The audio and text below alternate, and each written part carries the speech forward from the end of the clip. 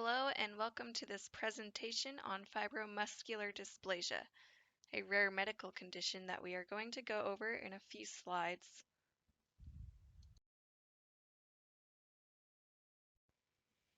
What is fibromuscular dysplasia? Abbreviated FMD, fibromuscular dysplasia is an arterial disease that causes both narrowing and enlargement of medium-sized arteries in your body. This can also affect small to large-sized arteries, just not as often. The narrowing is considered a stenosis, while an enlargement is considered an aneurysm.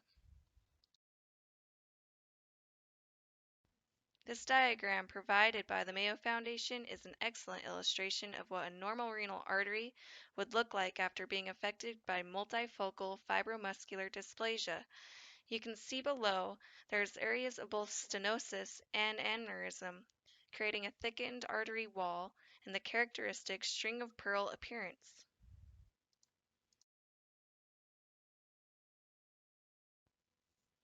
Most cases of FMD affect the carotid and renal arteries. The carotid arteries are in the neck and connect the heart and the brain. The renal arteries are the blood vessels that carry blood from the aorta to the kidneys. Fibromuscular dysplasia may also affect vertebral arteries, mesenteric arteries, coronary arteries, and lower extremities.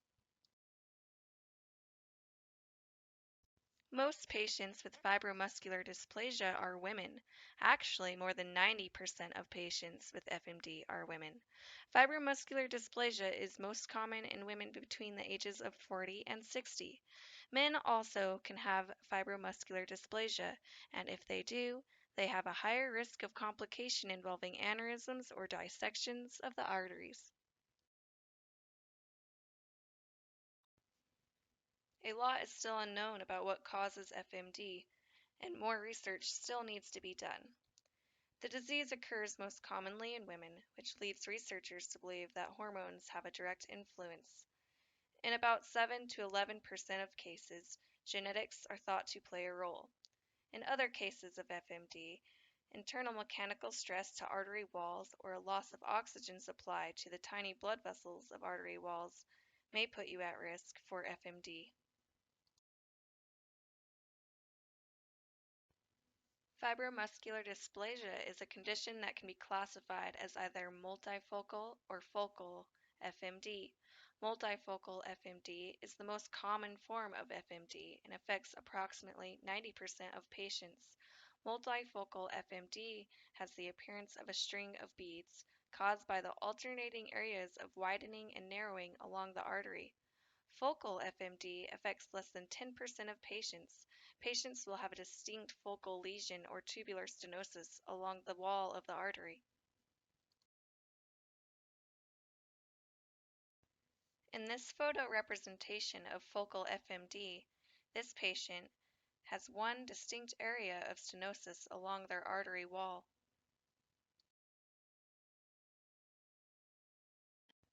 In this photo representation of multifocal FMD, you can see the characteristic beading of the renal artery, which is caused by alternating areas of widening and narrowing along the artery wall.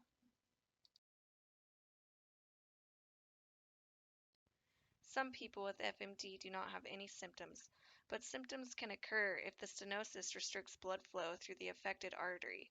Your physician may be able to detect a bruit, also called a vascular murmur, which is the abnormal sound generated by turbulent blood flow in an artery due to either an area of partial obstruction or a localized high rate of blood flow through an obstructed artery. If you do experience symptoms, they will be related to the affected area.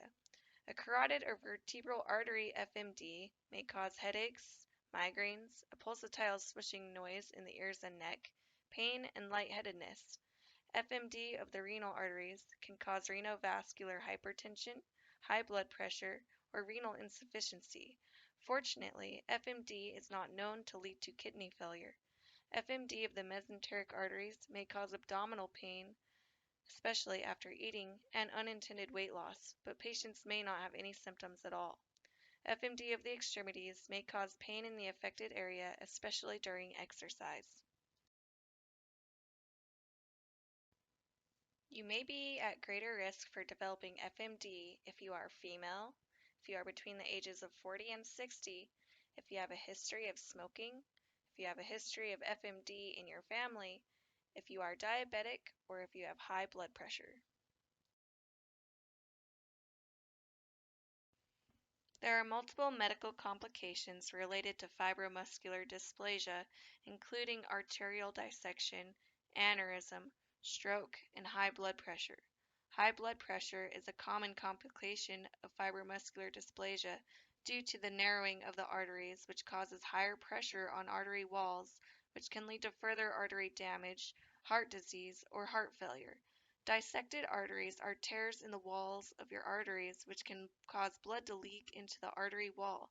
This process, called arterial dissection, can limit blood flow to the organs supplied by the injured artery. An aneurysm is a weakened wall of your artery, creating a bulge. If an aneurysm ruptures, it can be a life-threatening emergency. You may be at higher risk for a stroke if you have any of the above complications. A dissected artery, an aneurysm, or high blood pressure can increase your risk of a stroke.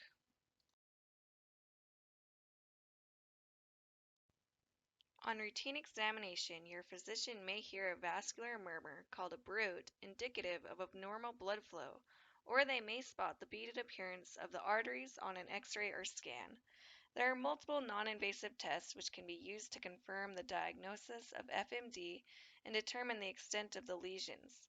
On a duplex ultrasound, you can determine if the artery is narrowed by fibromuscular dysplasia by showing how fast the blood flows through your arteries and the size and the shape of your blood vessels.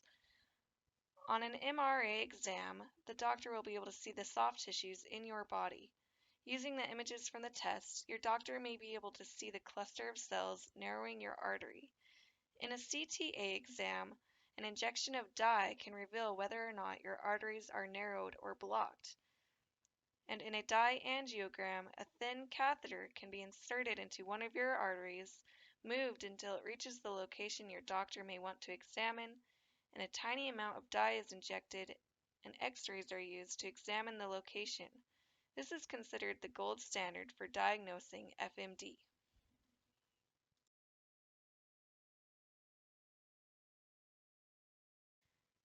There are multiple treatment options for fibromuscular dysplasia.